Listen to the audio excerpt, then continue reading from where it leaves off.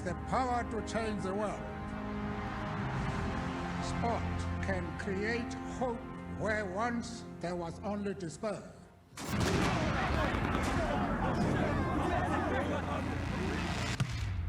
Buries it!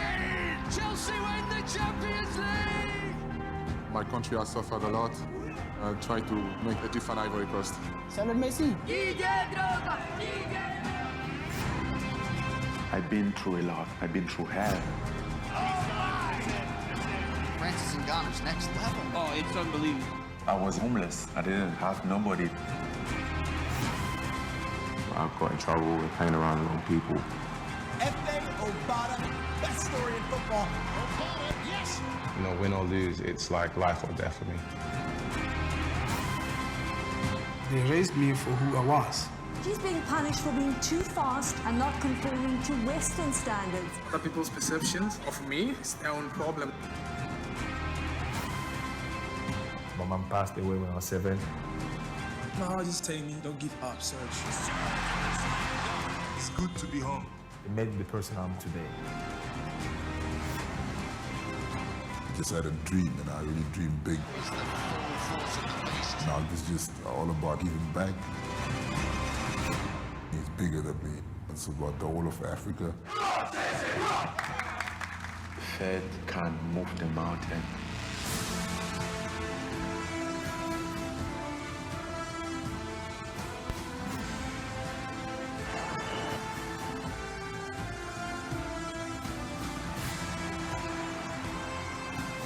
They are heroes, they are champions, they are valiant, and they deserve the world's recognition.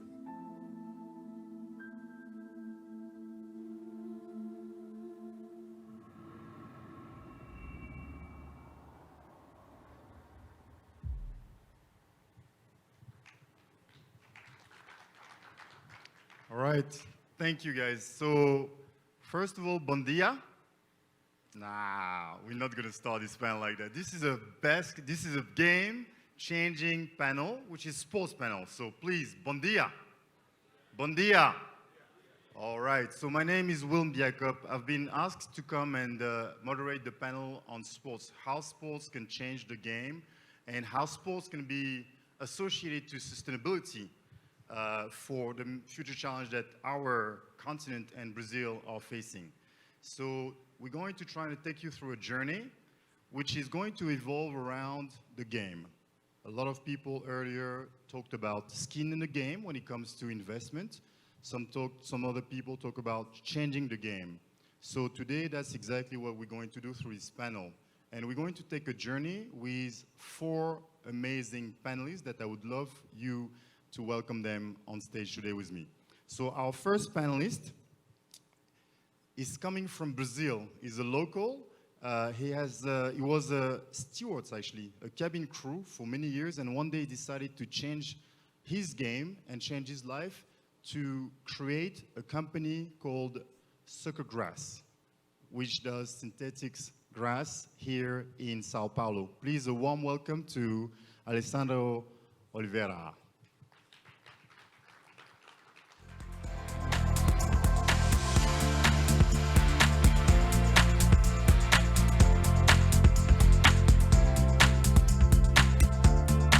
All right, so our second panelist, she's actually coming from Mozambique.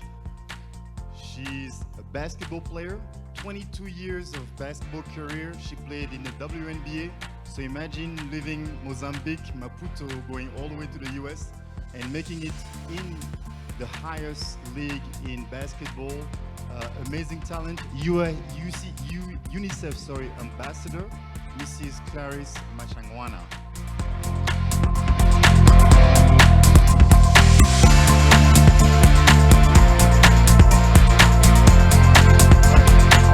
Our third panelist, she's actually from Rio de Janeiro, Brazil.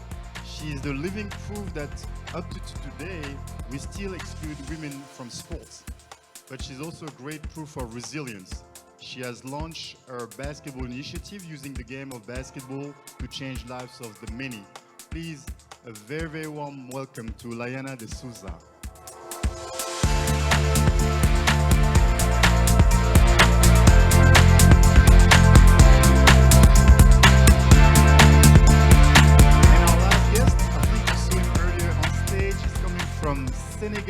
played at the very highest level, Paris Saint-Germain, in England. He played in Italy, Milan, Inter de Milan. Obviously, his favorite team is PSG, and we're proud because today Senegal won 2-1 for the game against Ecuador, right? So please, warm welcome to Mr. Khalilou Fadiga.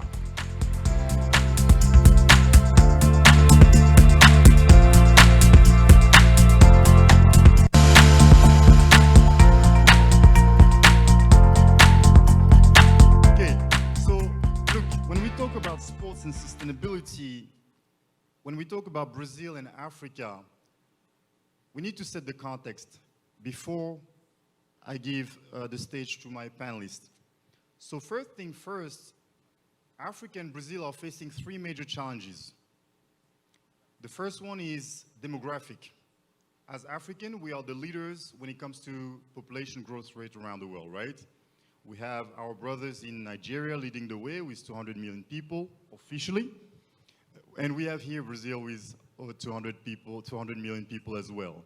So we have a large and growing population.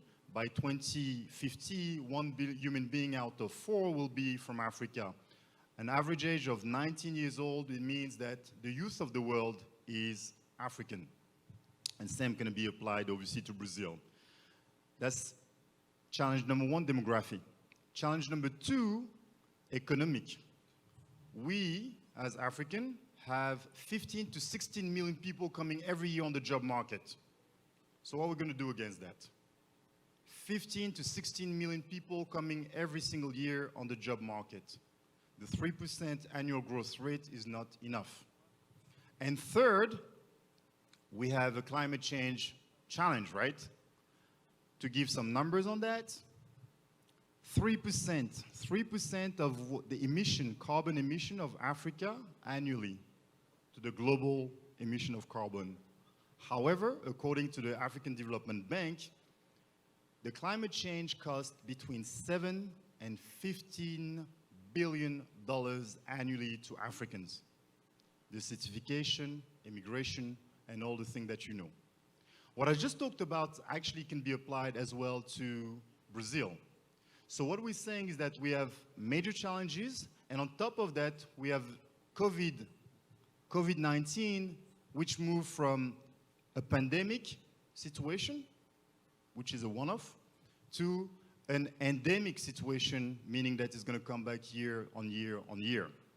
So that means us as leader, we can't go back to traditional solutions, right? We can't go back to our minings and all this stuff. We have to find innovative ways to address those different challenges. And obviously sports is one of them. The sports and the creative industry are one of the innovative solutions that we're going to be talking about today. So without further ado, let me start here with our panelists. Please get your microphone. And let me start with Layana. You got your mic? Oh, good. Excellent. Oh, good. So Layana, you're from, how do I say, Rocinha? Rocinha, yeah. Say that again? Rocinha. Rocinha. Rocinha favela of Rio de Janeiro. You've been denied to play the sports of football, which is Brazil's #1 sport, and you bounced back, great proof of resilience, to go and play basketball. Today you're a leader, youth leader at IOC, International Olympic Commission, and you have launched your initiative. Can you please tell us more about it? Yeah, of course. So, as you said, Will, when I was younger, my first love, as any other Brazilian, was soccer, was football. But unfortunately, I heard from my mom that I could play any other sports besides that. And later on, I understood the reason why. Unfortunately, she saw football as a mainly sport. So she said you couldn't play anything else besides that. So I went to basketball. Yeah, and basketball completely changed my life, and I'm super grateful for all the opportunities that basketball provided me and all the lifelong learning opportunities I had.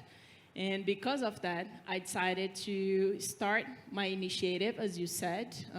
In Portuguese, we call it mudando o placar, which in English would be changing the score, because that's the idea. is to change the score of the game, of the reality, of the statistics that we have. You mentioned a few right in the beginning of your speech. Yeah. And the way we see it is that through sport, we are able to do that. So we, beginning of this year, we started Mudando o Placar. We offer free basketball lessons to boys and girls, 6 to 14 years old, in Rocinha, where I was born and raised and currently still live there. And it has been an amazing experience so far, honestly. Excellent. Actually, I'm just going to bounce back and go to Clarisse, because Clarisse has an amazing journey as well. Clarisse, you use the sports of basketball to grow, develop, and actually make a career out of the game, all right? Back in the days, and just not to disclose our age, right? When there's no internet, how a girl from Mozambique leave Mozambique and go all the way to the US and make it big in America? Well, I think it's a testament that sports can advance lives beyond any dreams, because I was born almost in the middle of nowhere, in a country where some girls are forced to marry as early as 11 years old. So for me to be able to play basketball and be discovered by chance by a coach that lived in Portugal, and from there on advanced to US, it was pure luck and also a result of hard work. So I started to play basketball at the age of 6, oblivious that that would become my lottery to acquire higher education. At 17, I left Africa because of basketball, and for 22 years I traveled the world using basketball as my passport to enter into new countries, learn new languages, and interact with people of different walks of life. And it's been amazing. And because of such a privilege of having a scholarship and get a master's degree and get a bachelor's degree, I had to go back to empower those who I knew were still stuck in a place where I began. And that's what basketball has given to me. And I understand the power of sports, not just personally, but for communities, for country. And I could not do other things than go back and advance my own people in Mozambique. So actually, let's just bounce back on that one. We're talking about Mozambique. As all of you guys know, Mozambique has been going through some major challenges, conflict, and actually war, that is. Yeah. With major consequences on the population, especially the youth. When we think sustainability and building sustainable cities, we have to talk about social inclusion. Yeah. We have to talk about gender equality, right? Yeah. So how did you manage to go home after living in the US, go home and interact with those communities? How did you manage to go home, interact with that young population of boys and girls? What are the type of tips that you can share with our audience, some of the mayors, some of the local governments who are there? What is it that you can share with them to help them develop those programs? Well, I think most importantly is that we all have to understand that we all want to advance. Oftentimes, the locals who remain there are very reluctant to accept the people that come from higher education because they feel disrespected. But when we have a conversation with local community leaders to make them understand that it is to benefit our communities, and the art of negotiating so that they take ownership of the program and they run the program in a way that benefits the community is the way to go. Also, with regards to youth, it's a bit easier because they're inspired by the success that I had. They're inspired by the possibility of like me, who were born in the same reality, to be willing to sacrifice and sweat so that you can be a better version of yourself. So I think it's a matter of respecting what was left when I left there, and apply the new things that I've learned and make sure that we all progress. I think it's the only way that we can progress as a community. And also, the power of a sport is that it allows a communication that most other vehicles cannot be able to address. Because the sport, it's a bridge to restore peace.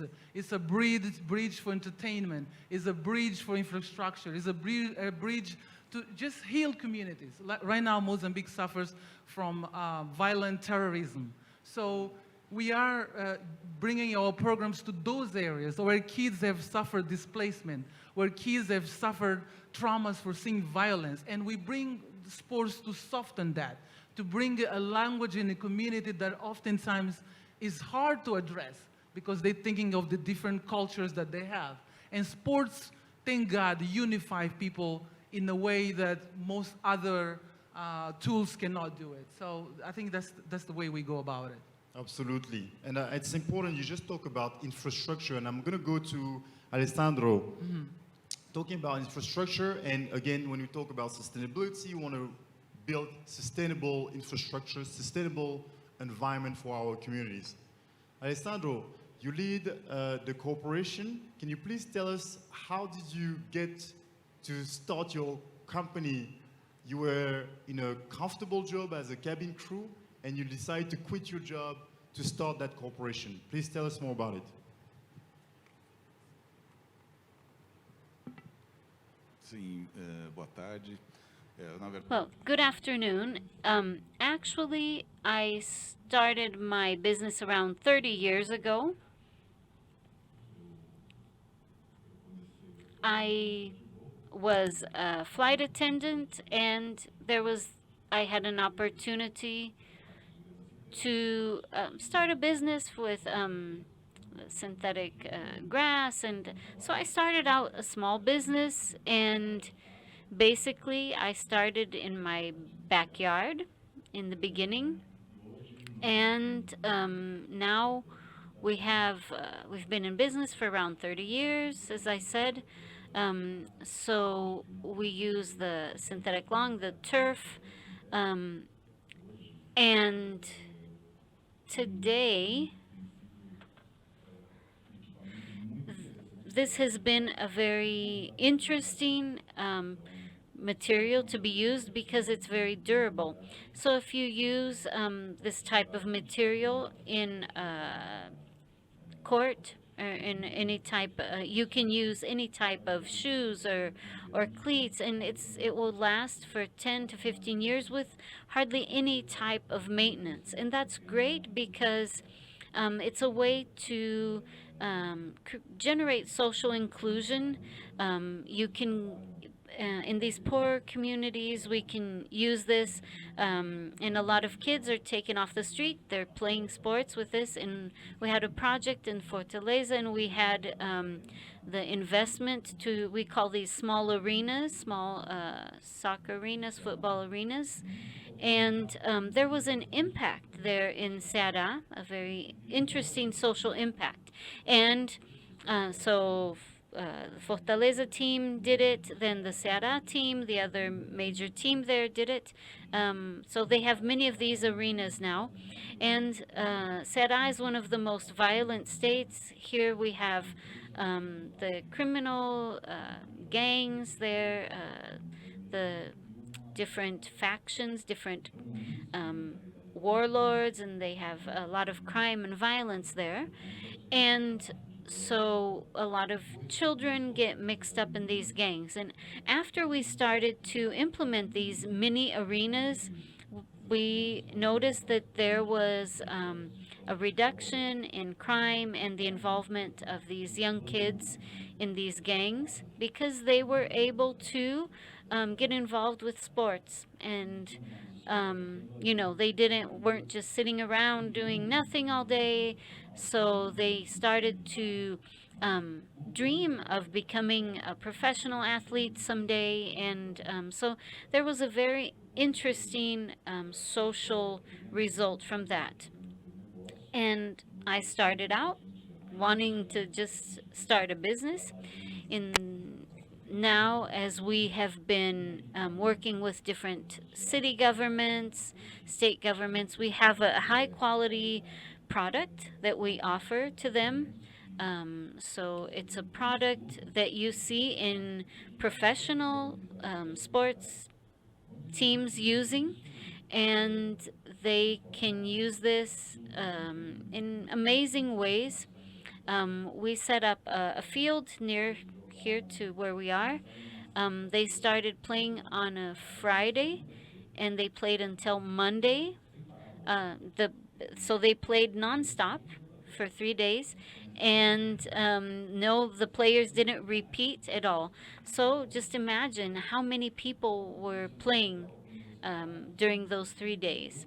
So it's very rewarding when you build a field in one of these communities, and you bring value to them. I remember that in one of these fields that was just starting, and someone came up and said, "Oh, did you build this here? This is great. I had this little house next door that I was going to sell, and the price went up 10,000 reais just because there's this field next to it now."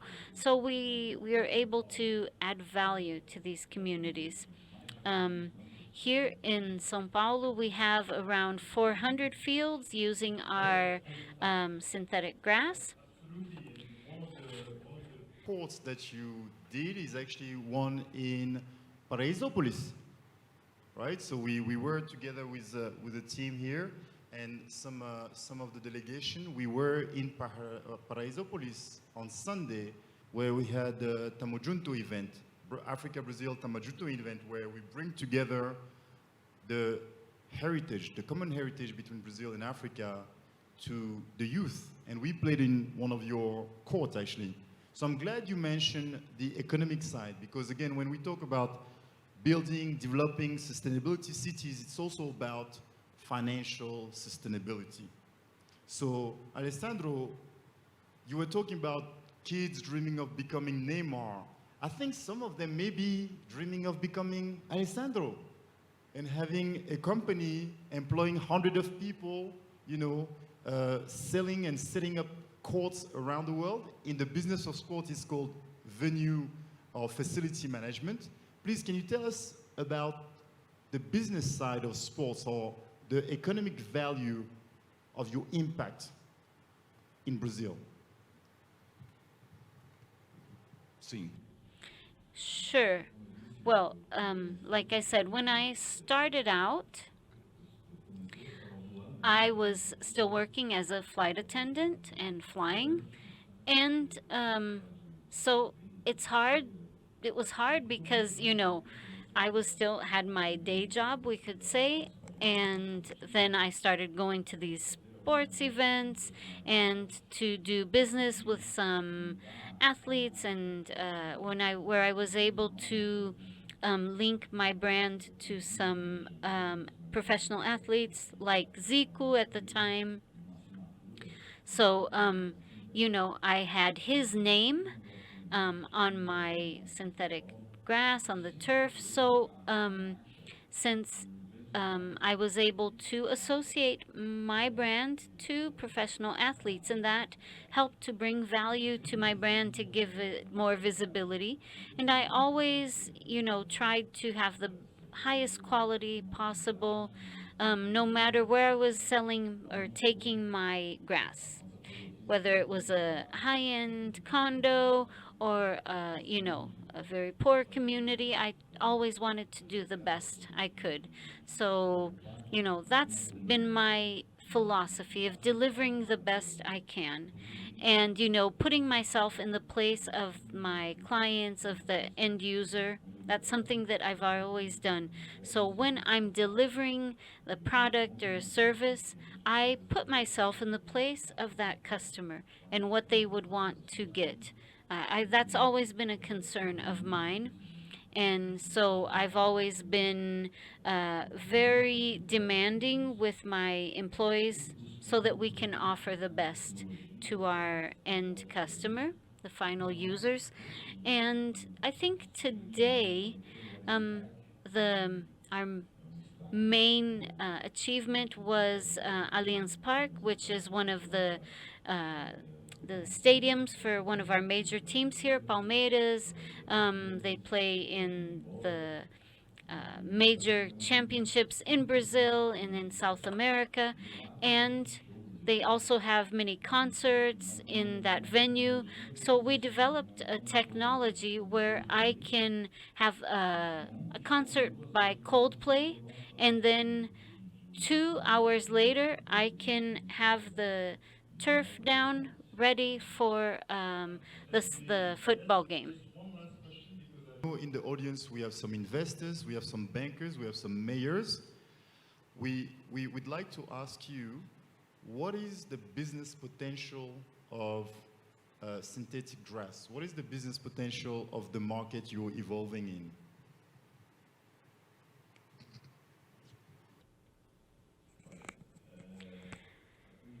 Well, in terms of Brazil, and I imagine it's similar in Africa, when you talk about soccer, football, it's amazing. It's a huge market.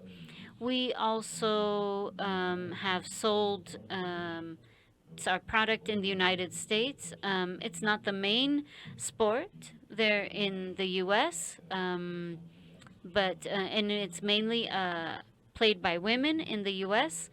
But the potential for this market is huge.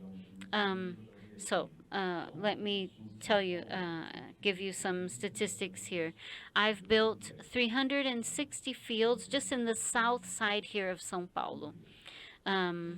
So, um, so the numbers, because this is the sports panel. You know, in sports we like numbers. We like real hard talks. So what does it mean from a business perspective? 300 courts in terms of money. What is it? Well, so just imagine these are official size or professional size fields. So let's say around 700 million reais. So 1.5 reals. I'll come back to you, Alexandro. I want now to turn to my brother here, Khalilou. Khalilou, I think we're going to actually speak in French because we have some French speaker in this audience. Khalilou.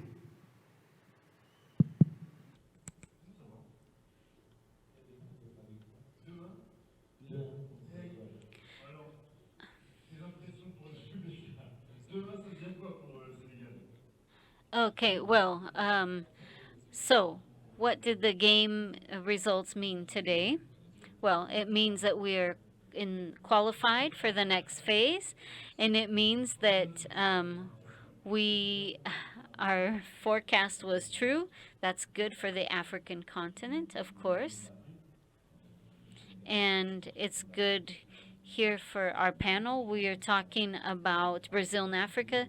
Senegal is the African champion, so we are a good representative for the continent in the World Cup. And we know that Holland has a better team than ours, but we knew that we would be able to go ahead of Ecuador and Qatar also. So do you think we have a chance to go to the final? Well, that's kind of crazy, but all of the great things that we want to create take time. So we'll only think about the final after we qualify in the next round. We're very grateful that we are into the next phase. But the problem is that if you are the second, you would be the first in another group. So you have to take it one step at a time.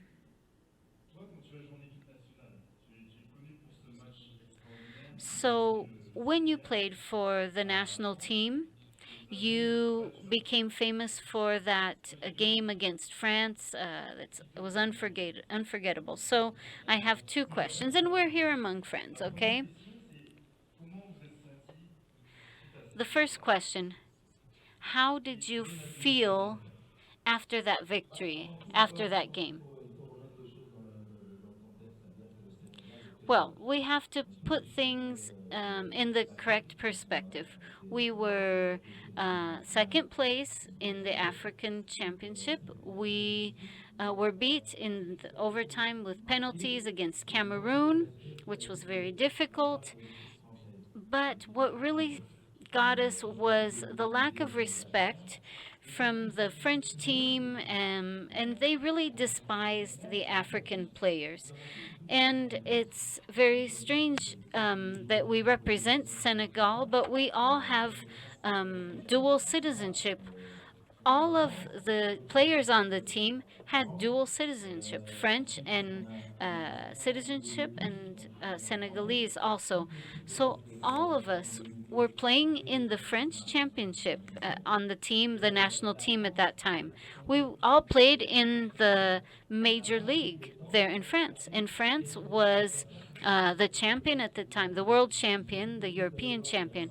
But France did not take their opponent seriously. So there was Denmark, Uruguay, and then they just didn't take Senegal seriously at all. And remember that Senegal was also a French colony in the past. So it was more than just about sports. You know, our parents, our relatives, everyone was cheering for us to kind of get back against France in that moment. And of course, as athletes, we wanted to show that we were also French and we had the same training as they did. You know, we had been childhood friends, you could say. So we were a bit surprised with that disrespect that the French had for us. So I think that also gave us the motivation. The victories in soccer go beyond the context of sports. Sports has a geopolitical connotation. As our colleague said, in a region of Brazil where we have many problems, when they take sports there, that allows them to soften the violence. This morning I was reading an article that talks about problems in Ecuador, violence in a certain region of that country. And the only moment of rest is when there are the national team's matches. So we really have to promote more than sports, especially soccer, what soccer or sports can do. That's a way to bring more peace and unity into different regions of the world. You had an extraordinary career playing for several big teams. Can you share with the audience the craziest moment you lived? What was really a milestone for you? Oh, so many things. We lived in the unreal in the African continent. So I was brought up in Paris. So when I came to the African continent to play for the national team, you know, I left a country that I will not mention the name. That was very complicated because the stadiums were not clean, and sports has to be like a vector to provide water, sanitation to far distant places and promote the environment and infrastructure. Also helping girls in places where people have an old-fashioned way of thinking. So soccer is seen as a typically masculine sports, but women can even play better than boys, and we have to value all that.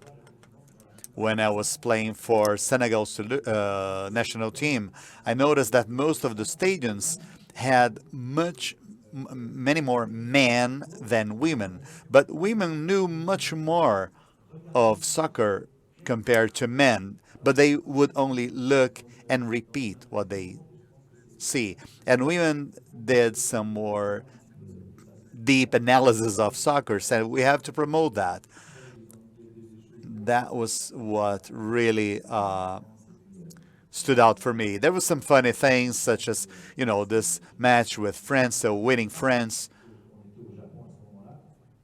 was not impact for us because we were in Japan. My mother 4 hours after the match. She didn't understand anything about soccer, even though I was a professional player. And she asked me,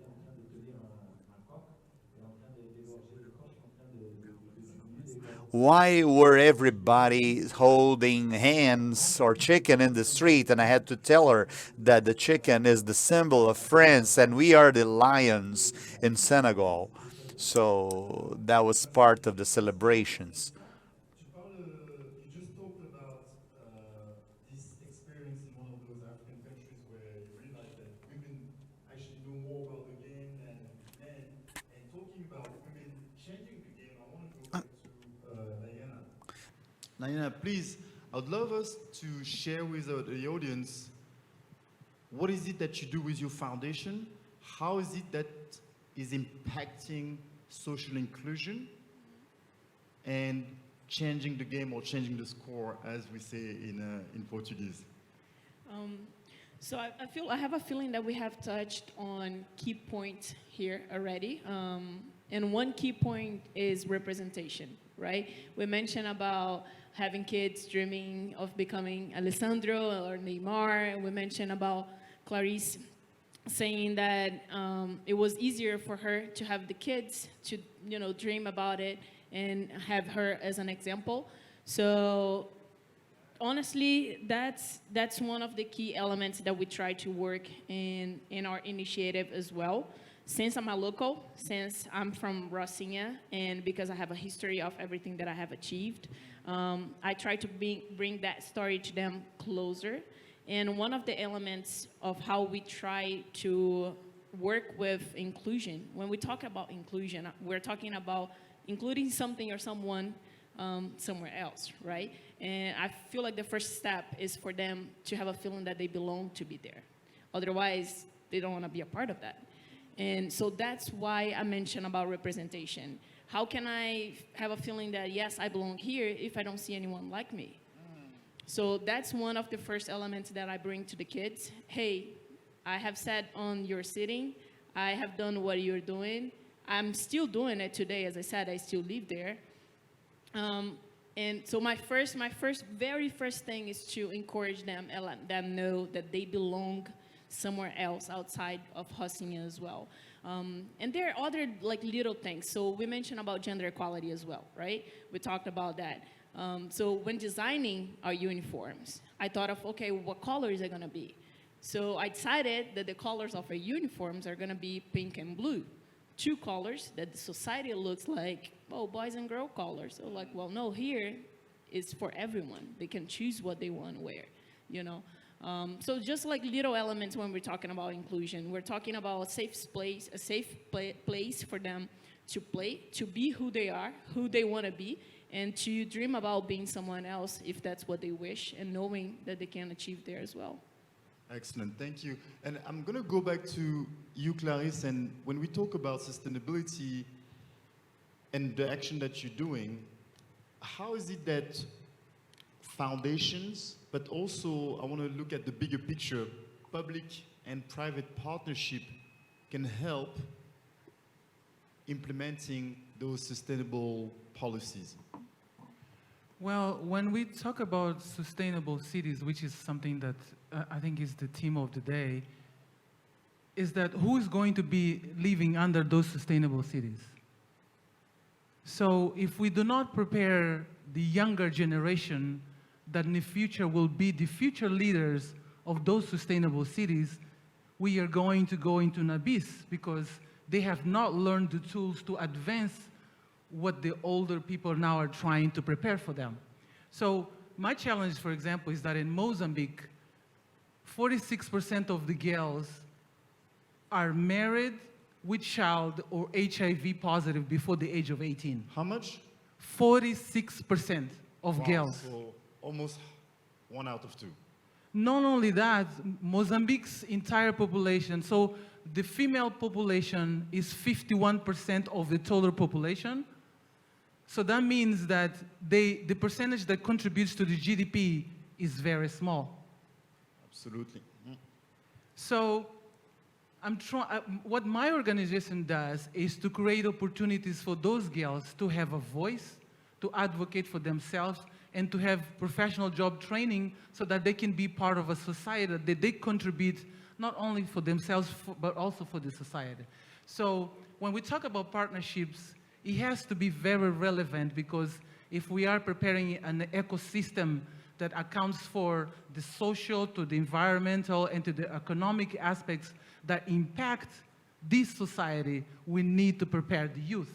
We need to empower the youth. We need to advance the youth by giving them an opportunity. So that, I think, is the makeup of a sustainable city. It has to be all components. Yes, technology, all of that is important, but the actual people that will be living under there must know the system, must be part of the innovative system, because they are the future.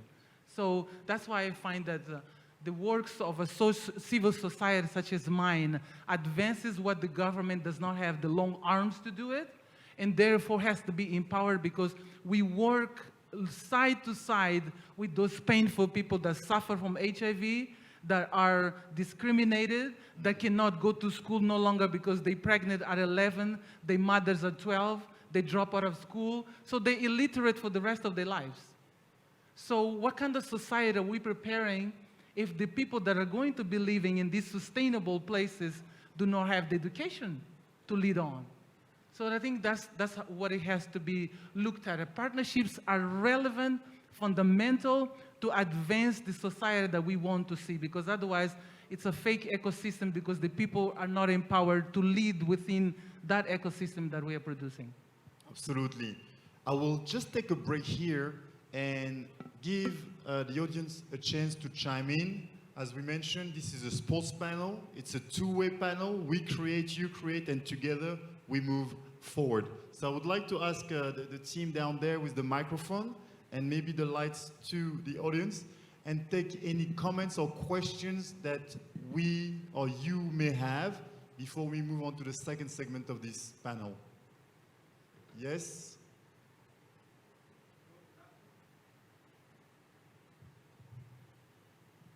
Hello.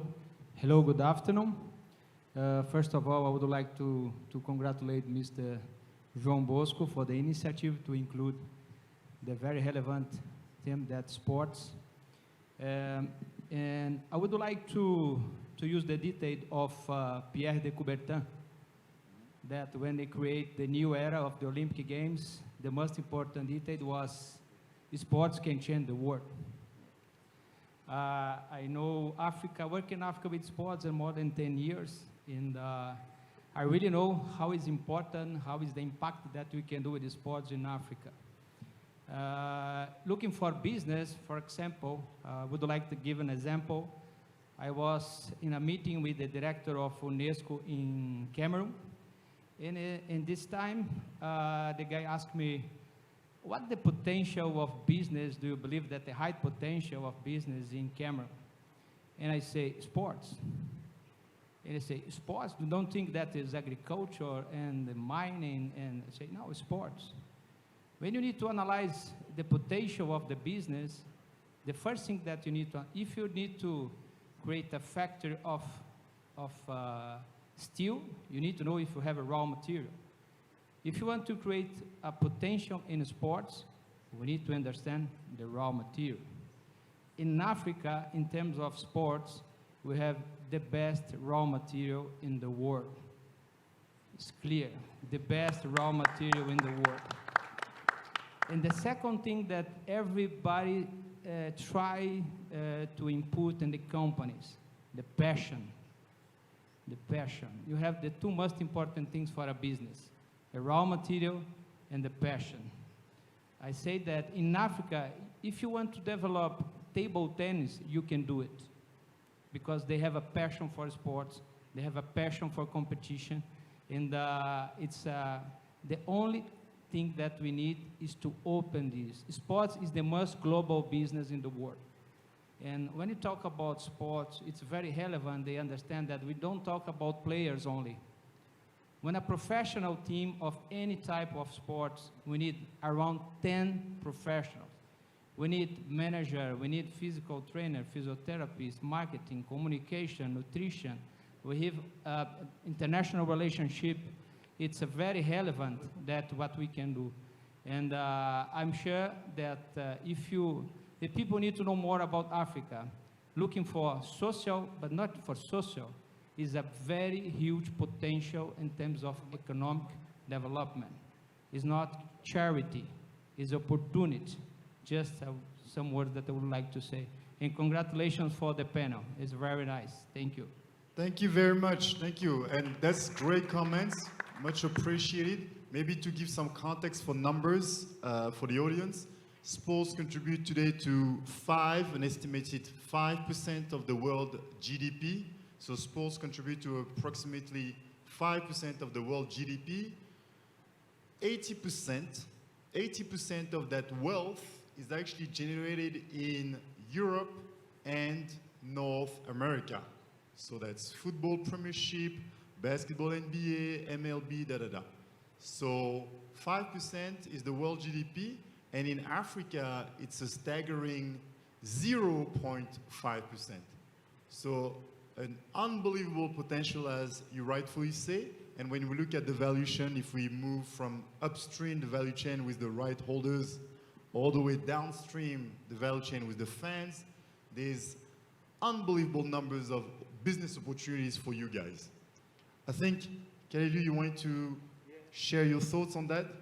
Juste pour échanger, just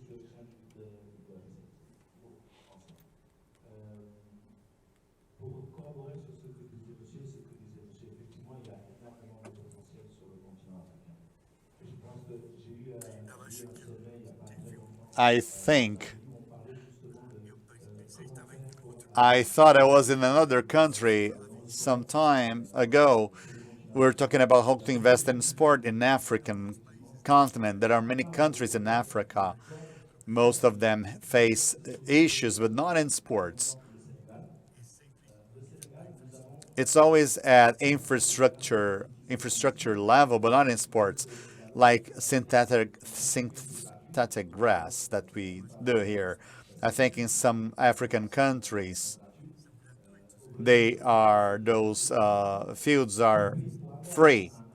Maybe in Brazil you have to pay for them, but €100 per hour to use a synthetic grass soccer field, and it's always packed from Monday to Monday.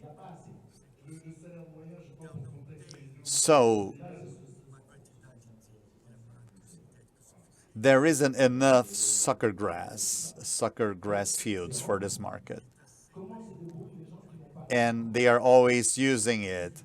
How can people who have no money make a way to use like 20 players? How can they, make some kind of crowdsourcing and gather like €3 per each? It's not much for each, but they do that. They enroll and they go and play. And there are some institutions such as ABNT in Paris. There are some law firms that sometimes go to Senegal to play against local teams, professional teams. They make a reservation for the whole year, so they pay for the whole year. So that means capital to people that are doing investments on that business. This is a business for you and others, because there is a lot to be done in the African continent in that area, and things that have no negative impact for the environment. That is why I am inviting all of you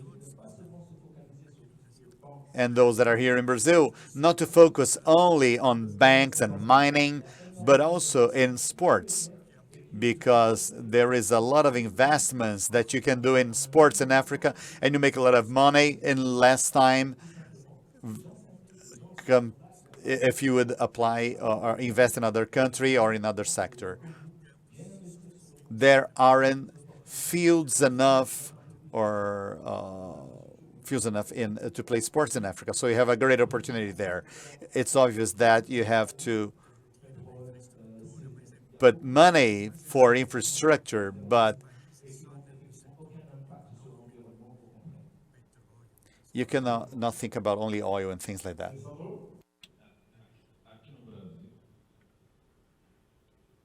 So, here in Brazil,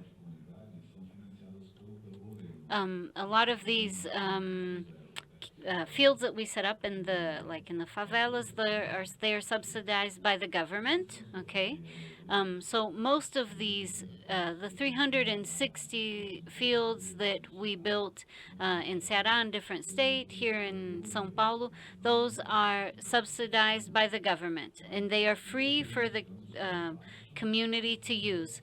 But then I do also build fields that are rented, private fields like you were talking about. I had one in, I don't know, Paulo Sergio. He played for Bayern Munich. He also played on the national team. So we partnered with a soccer or football club or school for kids. And so I'm sure that that would work in Africa, and maybe we can talk about this later, a partnership. So there is the private side of the business, a lot of soccer schools, but also working with governments. I have one here very close to here that we used Neymar with his image there. It's a private soccer field. We have people playing there at 3, 4 a.m. So there are people who work in shopping malls or maybe in restaurants. So when they leave work, that's when they have time to go, play with their friends. And so I think it's something that could work very well in Africa also. Just to give some context and some example of what both of you guys saying is, first of all, we just established that there's multiple revenue stream and business model attached to the business of sports. In this specific situation, we're talking about pay to play, that's how we call it, P2P.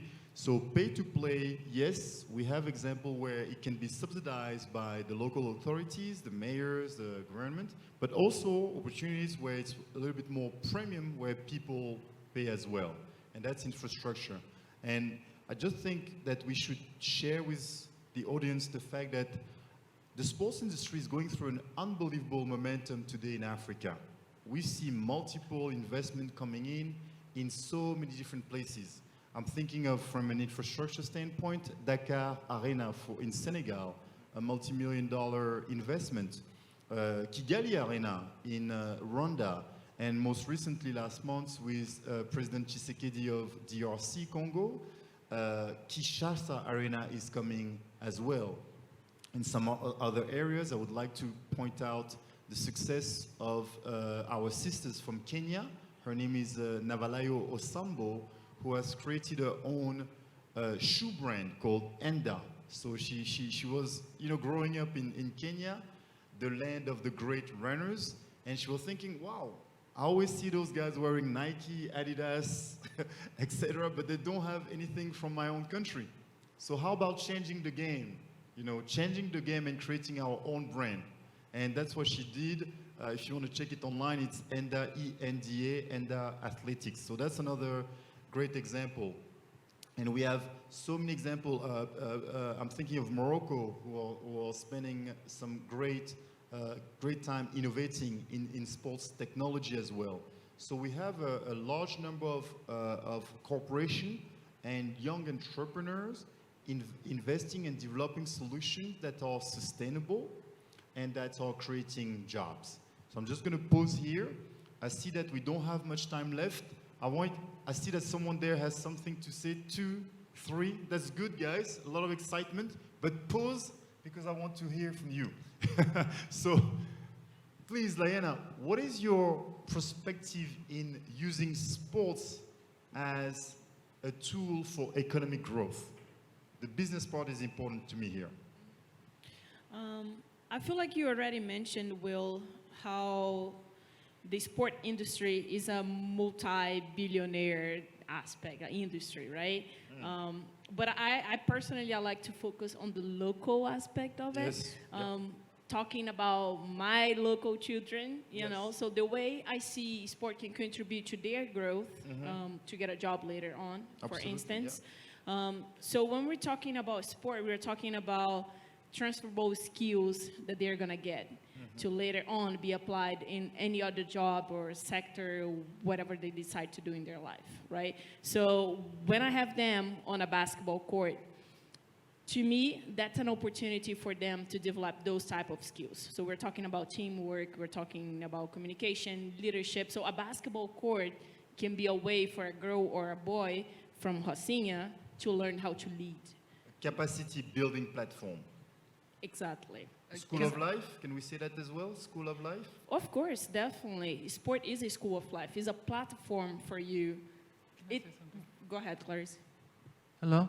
Well, I wanted to add to your point, because essentially for us women, the likelihood of having a successful career does not equal to have made enough money to live off of that. So those character buildings that you learn, those values that you learn within the sports field, they transcend to your normal life. You have a winning attitude, you have respect, you have determination, you have perseverance, and those are things that lead you on when you finish your basketball career or whatever sport, and then you have to create something of your own or join other organizations. So it's fundamentally important, essentially, for us women who may play as many, I played 22 years of professional basketball, just like any other guy, but what I've made economically, it does not amount to 1%. So there are skills that you learn that will help you after that. So it's very important to know that, note that essentially for women whose comparability is totally different from a professional male player in whatever sport. Absolutely. I think there was 1 or 2, 3 questions that I saw earlier. There's a gentleman there. And Joao, oh yes, Professor Monte, yes?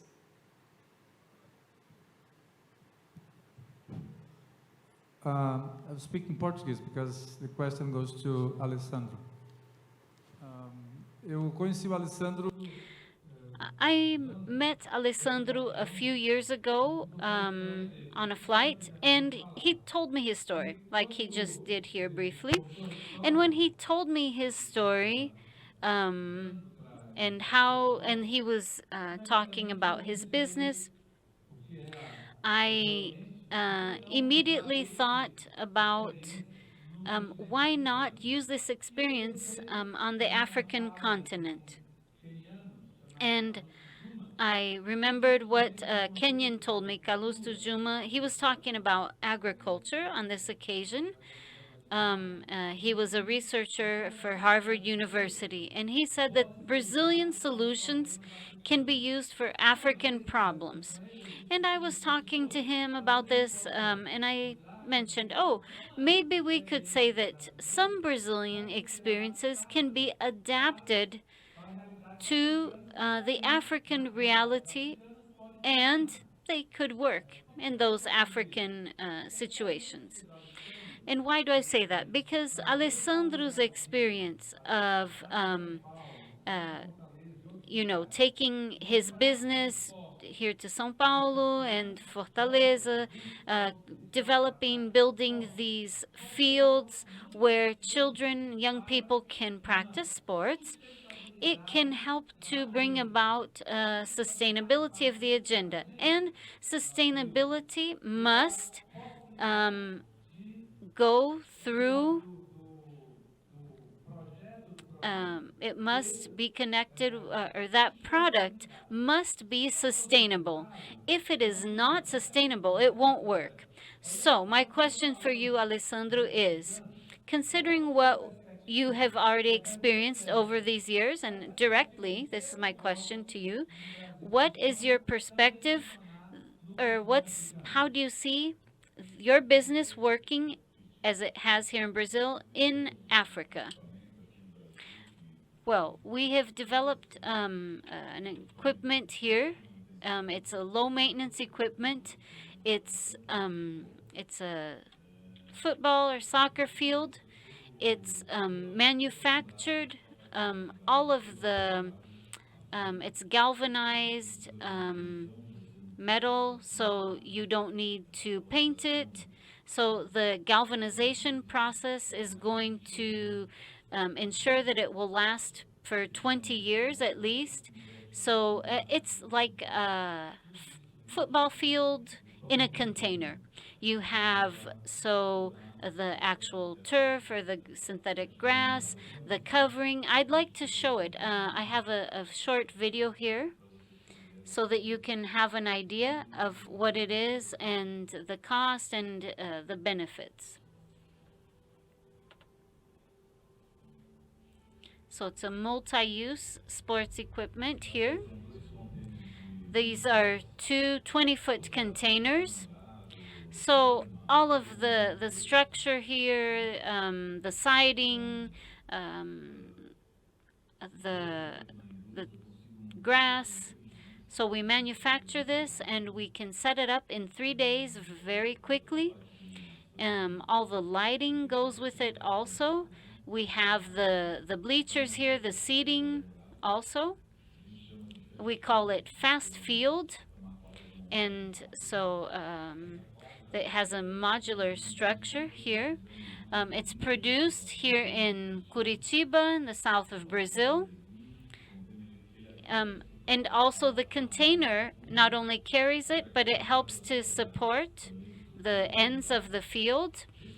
And these containers can be used for storage, as dressing rooms, for whatever need you might have. And it's ready, it's travel ready. So the cost is very good considering the benefit that it's very low maintenance. You can play 5 against 5. It's around $150,000, so much lower than what you could build it for. So it's quite interesting. So this is a product that, you know, if you can, you know, maybe share this with different communities, it could be very interesting. We have 5 minutes left, and I see Caroline. Can we? Okay, I'm getting some extra time, Caroline. Sorry about that. I think there was this gentleman here and 2, but I think there was a gentleman there. Ah, okay. I see you now. Oui. Bonjour. Je vais parler en français ou en anglais, comme vous préférez.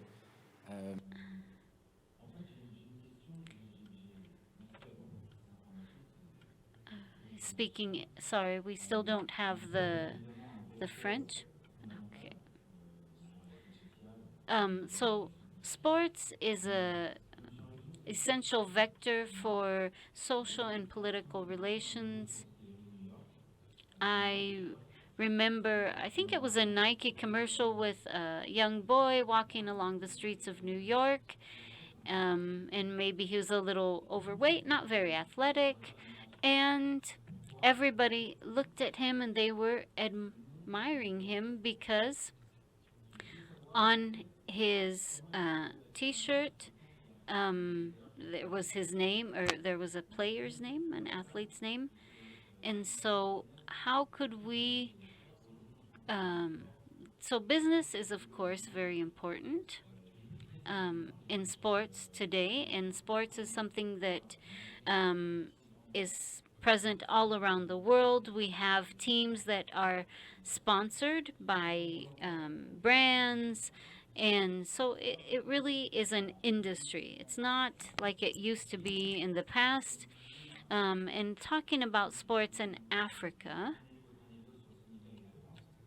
I liked your anecdote about the game of Senegal against France.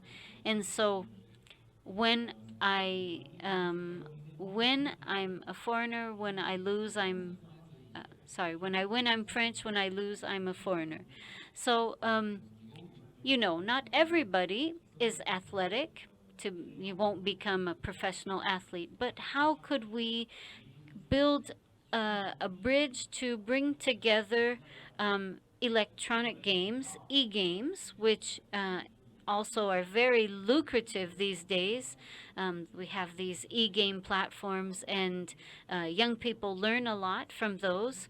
And so, you know, how could we maybe build a bridge between that, so that Africa won't only be a storehouse of athletes. It's much more than that. There, different populations that have access to the internet that can go much, it can go beyond that. In sports. So you're absolutely right. E-gaming is an amazing segment worldwide. Most advanced market being in Asia and in America. Professional teams, leagues, including NBA, but also, as you rightfully say, brands putting together their team and their league. And it's one of the most watched content on digital platforms. So actually there is a very well-known digital platform that owns this, and he's been valued at multi-million dollars. So it's a huge segment, billion-dollar segment. Now with Africa specifically, so Africa is slightly behind, but it's growing. It's behind, but it's growing. Well, how and why and where? So we have across the continent multiple pockets, if you'd like. So Egypt is probably one of the most advanced, with Tunisia as well. They have a national organization, even a federation of esports, and they send Africans competing on international level. In West Africa, we have our brothers Sidik Bakayoko, who has created a festival called FEJA. FEJA means in English, the e-gaming festival, if you'd like. So he's bringing together competitors from across the continent, mostly Francophone Africa, but they do compete. Orange, who as you know, telecommunication company in Africa, one of the top with MTN, their second largest sponsorship investment is actually on e-gaming as well. So we are growing, and obviously the #1 market in sub-Saharan Africa being South Africa. And in South Africa, there are a couple of festivals going on, the most advanced being in Cape Town, and there are some teams putting together. Having said that, this is context. My personal perspective, I think Africa has the potential to change this game and to actually own this game. Why and how? Why? Because of our numbers. We are 1.4 billion. 2, because of the age group. E-gaming is a youth sport, if you'd like. And when we say, by the way, esports doesn't necessarily need that the game you play is sports. Right? Just for clarification, when we say esports, it's not necessarily football or basketball. It's just playing on video gaming. Okay? So second reason why we can own this game is because we are young. And thirdly, it's because of this. Right? So once we change, we truly improve our infrastructure, and internet is played everywhere.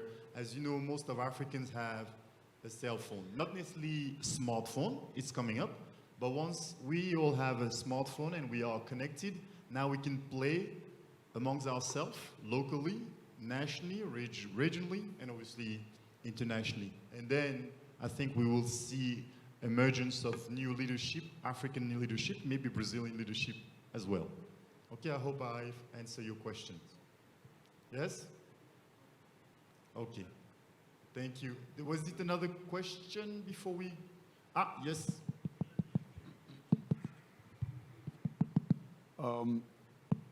Hello, okay. Thank you for giving me the floor. I think I want to thank Professor Monte and Franny and every other person actually who is an architect to the organization of this forum here today. That gives us, of course, the opportunity to do this exchange. My question actually would go to Clarisse, because I actually got from Liana the impact actually, or the practice that she actually carries out on the field. It's been very concrete. I would like to know from Clarisse what the actual action carried out on the field in Mozambique has been. That's, I would say, the first part of my question. And the other part of my interest would be, yes, it's true we are looking at sustainability. You've been pretty successful. You've had a wonderful career as a female basketballer. Have you also tried, and if yes, in what ways, in making sure that there is also that sustainability in Mozambique, where you came from, maybe impacting other younger girls, giving them the opportunity to not only get developed in other areas, since sports actually has a general way of educating, empowering people, but then particularly in basketball, female, have you tried to, impact the young ladies there in Mozambique so that they could also have the opportunity that is multiplying the effect of your success upon other younger children, female, most especially in Mozambique.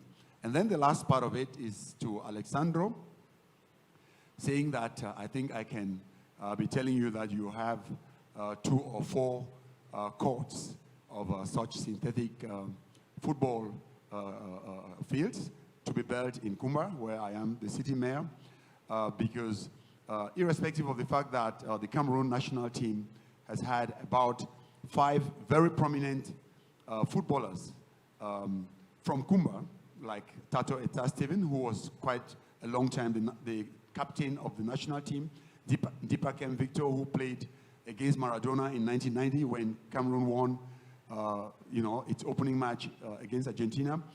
Kumba, with this, call it legends coming from this city, hasn't got, up till today, one proper football playground. I'm not talking about an arena. I'm talking about just a simple playground.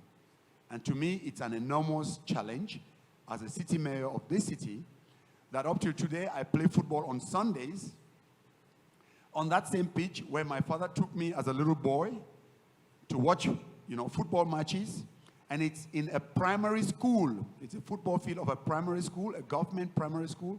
And up till today, that is where football is being played. A field that has little or no grass, that has undulations and gutters. This is not a question. That's the mayor asking something. I want to say to Alessandro, you have 4 fields to build in Kumba. We just need to look for the financing. Thank you.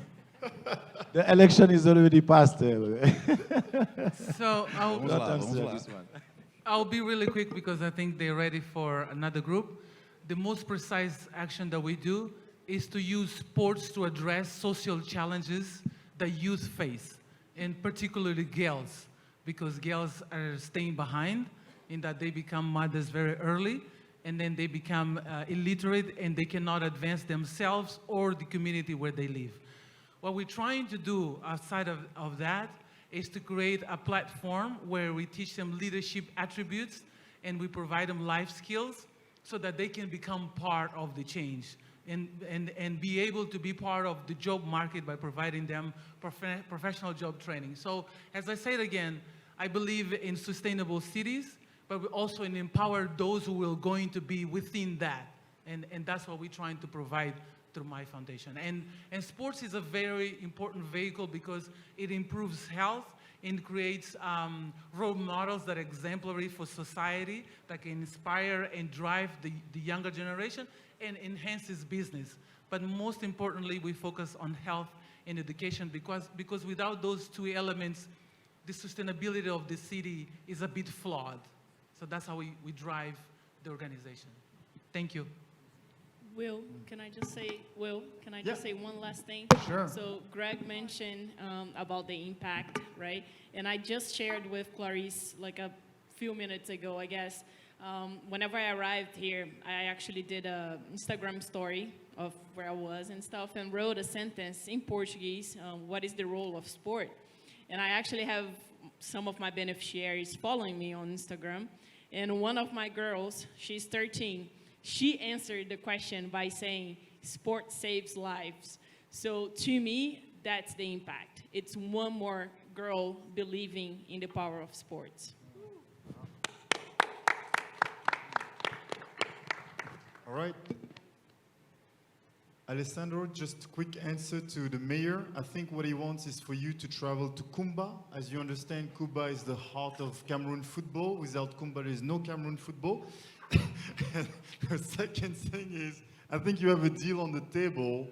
Is okay for you to come and set up those synthetic courts. And you have 3 days, huh? As you promised, 3 days. Let's go. Vamos lá, estou à disposição. All right. Is this an official field? What is the measurements of that field? Is it an official one? What's the measurements of that field, soccer field? It's an official field. All right. Okay, let's talk. You know, maybe we can have a showroom in Africa. Why not? Let's exchange contacts, okay? Contact details, and Bosco can help us because he knows the way, and let's work on that direction. By the way, in talking about social aspects, very close to Morumbi neighborhood, we had a social project on a soccer school where we would get some boys in the community. We would bring them to the soccer school. They would interact with the boys from Morumbi, which means that they would be together. You know, a guy from the outskirts of the city and some kind of a upper class boy together. So I would go to some parties of one of the boys that was an upper class boy, and they could see that boys were boys. They were just like the same. And after this program we had, this scheme we had, we found those boys when they became adults, and they were 3 kids, and I met one of them, and they said, and he said, this project, this scheme we were at saved us because all of our friends, those who didn't die, are in jail. And the 3 of us and my friends, we are the only ones that are, working. We have our jobs. So not all of them will become a Neymar. Many of them will find another way, will have a profession or something better to do in his life or their life. So I think this is really important. That's it. Okay, we'll wrap up here because we've extended time, but I'm glad we closed the sports panel on a deal between Brazil and Cameroon. Well done. Well done. Actually, Will, the last intervention on this panel would be mine because we have heard here amazing testimonials from all of our panelists. And Will has been here engaging all the speakers, but we have to say also that Will has written a book at this moment, and we are going to make now like an unofficial launch of the book. Will, so Clarice, may I borrow this? Sure. Just to let our audience to know about Will's book. It's Économie du sport en Afrique. Yes. C'est bien prononcé? Je ne parle pas bien le français, pardon. Merci. So Will, please present our book for our guests and what kind of content and analysis and opinion the audience can find here. Yes, thank you so much, Caroline. So this book is Économie du sport en Afrique. It's 450 pages of content. It's kind of the first of its kind, I guess. It's in French, but English version is coming up first quarter of 2023. So what is it in there, and what are we learning? First thing first, we do a lay of the land. We try to explain context of the economy of sports in Africa, what it is from a GDP perspective, who are the key stakeholders, what are the dynamics, what is the governance of sports, what are the challenges, and also obviously what are the opportunities.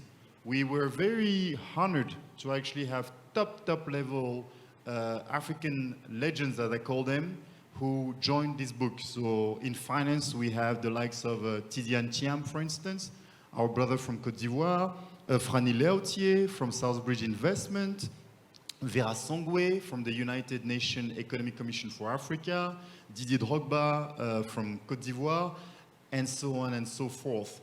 And we close the book with a perspective. We're trying to give a trend to look forward into how sports can help Africa face those challenges that I've mentioned initially: demographic challenges, economic challenges, and obviously climate change.